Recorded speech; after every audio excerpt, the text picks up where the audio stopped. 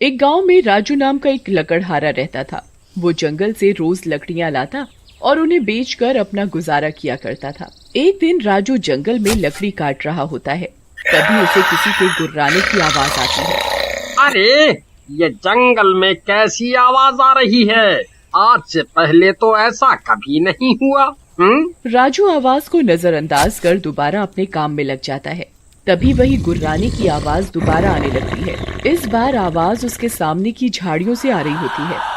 राजू इस बार लकड़ियां काटना छोड़कर आवाज की दिशा में जाता है। वो अंदर तक जाता है लेकिन उसे कुछ दिखाई नहीं देता। ओह, लगता है मेरे कान बजने लगे हैं। यहाँ तो कोई भी नहीं है। तभी उसे झाड़ियों में किसी की लाल आंखें चमकती हुई दिखती हैं। राजू वहाँ से भागने की कोशिश करता है। ये क्या नया पंगा है भाई? भाग लो यहाँ से। पता नहीं किसकी शैतानी आंखें हैं ये। लेकिन राजू जैसे ही थोड़ी दूर जाता है, उसके सामने एक ब्रह्म राक्षस आकर खड़ा हो जाता है। उसका मुंह खतरनाक जानवर का होता है। मुंह के आगे बहुत बड़ा मांस का टुकड़ा लटक रहा होता है और उसके कई हाथ होते हैं। राजू उसे देखकर डर जाता है। ये क्या बला है भाई? ऐसा तो मैंने सिर्फ क्रिएचर फिल्म में देखा था। उमा तो बिपाशा बासु थी। कहाँ फंस गया रे? मम्मी बचाओ बचाओ। तभी ब्रह्म राक्षस उसे पकड़ लेता है।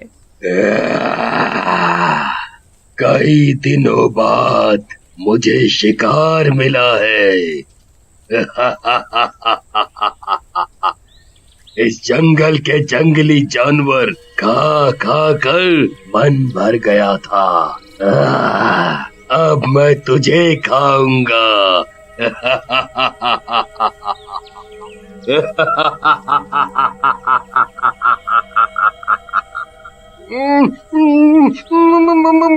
मुझे खा के तुम्हें क्या मिलेगा भाई? मैं तो वैसे भी सिंगल पसली हूँ, मांस भी नहीं है। कहे तो सिंगल पसली ठीक रहा है, लेकिन इसे छोड़ दिया तो पता नहीं मुझे कब इंसानों का मांस खाने को मिलेगा। क्यों ना इसके शरीर में ही वास कर लूं?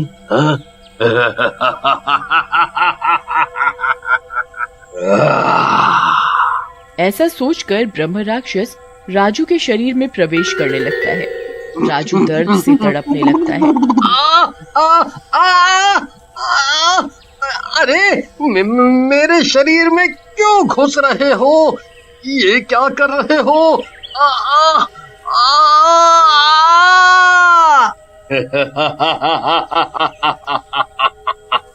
अब मैं तेरे शरीर में ही रहूंगा, सिंगल पसली।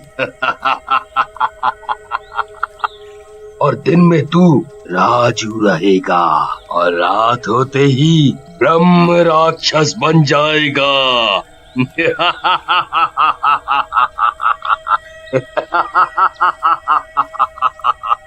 ऐसा कहकर ब्रह्म राक्षस राजू के शरीर में पूरी तरह समा जाता है। राजू फिर अपने घर चला जाता है। घर पर राजू की बीवी रमा उसका इंतजार कर रही होती है। अजी, क्या हुआ? आज बहुत लेट हो गए जंगल में। हाँ, आज जंगल में सूखी लकड़ियाँ नहीं मिली, इसलिए देर हो गई। उसके बाद राजू और रमा सो जाते हैं। रात होते ही ब्रह्म राक्षस राजू के शरीर में उठने लगता है। अरे, मैं पहले अपने घर से निकलूं, नहीं तो ये मेरी बीवी को ही मार डालेगा। राजू चुपचाप कमरे से उठता है और घर से निकलकर जंगल की ओर चलने लगता है। धीरे धीरे वो पूरा ब्रह्म राक्षस बन जाता है। तभी उसे झाड़ियों के पीछे से गाने की आवाज सुनाई देती है। नीले गगन के तले धरती का प्यार पाले, ओ नीले गगन के तले। हाय हाय हाय हाय हाय हाय हाय, आज कुछ पराठे ज्यादा ही खा लिए हैं, बहुत दम लगाना पड़ रहा है। नीले गगन के तले। तभी उसकी आवाज सुनकर ब्रह्म राक्षस उसके सामने आ जाता है। गांव वाले को देखकर ब्रह्म राक्षस गुर्राने लगता है।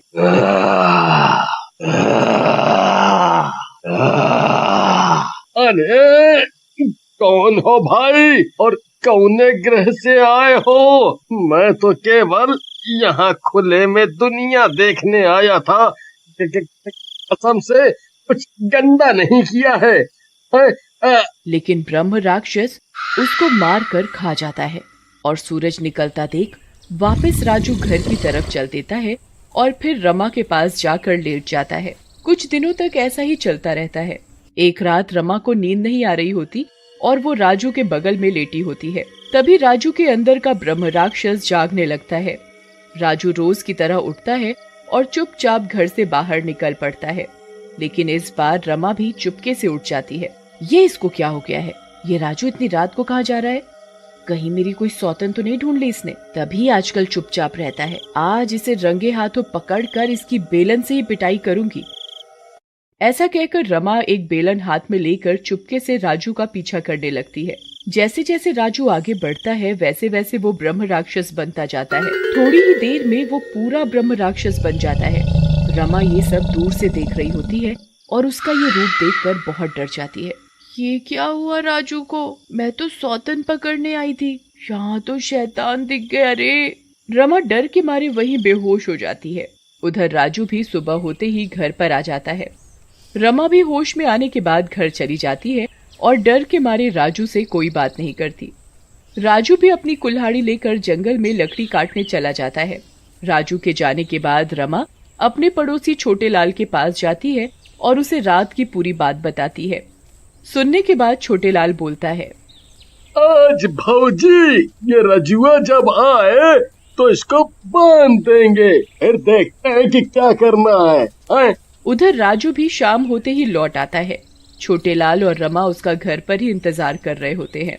छोटे लाल को देखकर राजू बोलता है, अरे छोटे भैया, हमारे घर क्या हुआ? सब खैरियत से तो है ना? है राजू भाई, सब खैरियत से है। फौजी कही कि चाय पी लो तो वही पिए के लिए आए गए हैं। फिर राजू जैसे ही अपने कमरे में जाने के लिए घूमता है, छोटे लाल और रमा उसको लोहे की जंजीरों से बांध देते हैं। ये क्या कर रहे हो तुम दोनों? क्या कर रहे हो? बताओ। अरे कुछ नहीं राजू भैया, हमारी भाभी को कुछ चेक करना था, बस वही चेक करके खोल दूंगा। तब तक मुंह बंद करके बैठो। चेक करोगे? क्या चेक करोगे? मेरे हाथ खोलो।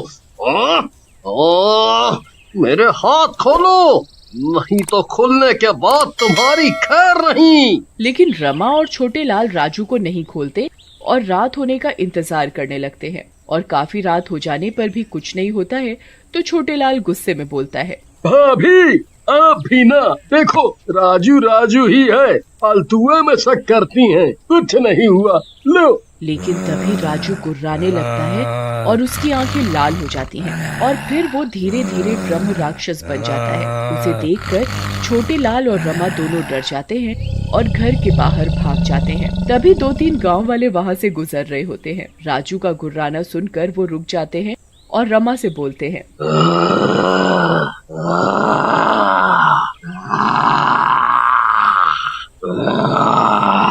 अरे रमा बहन, ये घर में कौन जानवर पाले हो? देखन में तो कोई विदेशी कुत्ता लगत है। ये देसी कुत्ता, मेरा मतलब मेरे पति हैं। पता नहीं इनके ऊपर कौन सा भूत चढ़ गया है। तभी ब्रह्म राक्षस अंदर से गुर्राते हुए बोलता है, बस एक बार मैं आजाद हो जाऊं, फिर देखो तुम सब गांव वालों का मैं क्या हाल करता हूँ। उसकी बात सुनकर गांव वाले भी गुस्से में आ जाते हैं। ये तो हमें हमारे गांव में ही धमका रहा है, इसको तो सबक सिखाना ही पड़ेगा। हम तो कहा था इसको आग लगा देते हैं, अपने आप ही जल के मर जाएगा, जो इतना धमका रहा है। ऐसा कहकर गांव वाले मशाल लेकर खड़े हो जाते हैं और गुस्से में राजू के घर की तरफ बढ़ते हैं। रुक जाइए आप सब लोग, अरे इतना तो सोचिए, इसमें मेरे राजू की क्या गलती है? वो थोड़ी कर रहा है ये सब तो उसके अंदर बैठे ब्रह्म राक्षस की वजह से हो रहा है। रुक जाइए ना। रमा की बात सुनकर गांव वाले रुक जाते हैं। तभी गांव वाला बोलता है, बात तो सही है रमा बहन, लेकिन हम इस राक्षस को ऐसे भी तो नहीं छोड़ सकते। इसे छोड़ दिया तो ये हम सबको मार डालेगा। देखो, हमारी बात मानो तो नदी किनारे वाले बाबा को बुला कर लाओ, वही कुछ उपचार बताएंगे। हाँ। फिर कुछ गांव वाले बाबा को लेने वहां से चले जाते हैं। उधर ब्रह्म राक्षस का गुस्सा बढ़ता ही जा रहा होता है। छोड़ दो मुझे, नहीं तो मैं तुम सबको कच्चा चबा जाऊंगा। छोड़ दो।